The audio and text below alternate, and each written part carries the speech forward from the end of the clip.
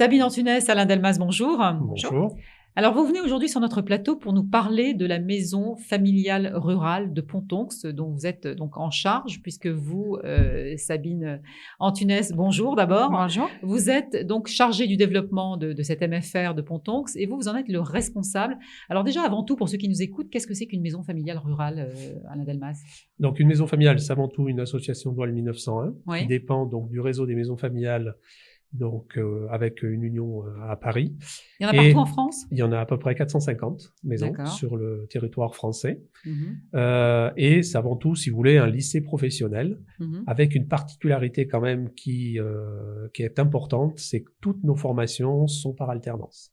D'accord. École et milieu professionnel. Et c'est ce qui fait vraiment la différence entre un lycée classique et une maison familiale. Oui, et puis bon, c'est un mode de formation qui est de plus en plus demandé. En plus, ces élèves, entre guillemets, ne se reconnaissent pas forcément dans le modèle d'enseignement classique. Tout à fait. Alors, qu'est-ce que vous leur proposez? Parce que vous les prenez entre 14 et 22-23 ans.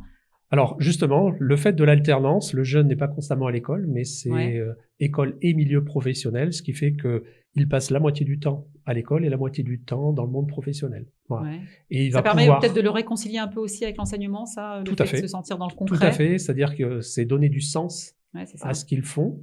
Et à partir du moment où ils ont trouvé le sens, le reste fonctionne nettement mieux. Voilà. Alors, l'alternance, pour que l'équation fonctionne, il faut qu'il y ait des entreprises et c'est là que vous intervenez, Sabine Antunès.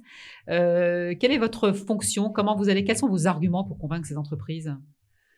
Les entreprises ont besoin de main-d'œuvre, comme on va dire. Ouais. Et nous avons donc une pédagogie alternante avec des contenus pédagogiques qui correspondent à la réalité du terrain. Ouais. Et justement, ces phases d'entreprise vont permettre aux entreprises de tester ces jeunes et de voir s'il y a possibilité de former, et puis d'accompagner, puis après recruter. C'est-à-dire qu'ils peuvent les tester sur le long terme, relativement, Exactement. Avant de les recruter. C'est moins risqué quand même comme recrutement. Oui.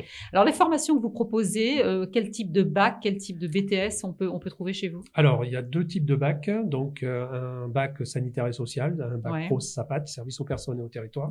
Et un bac très demandé aussi. Voilà. Et un bac pro commerce.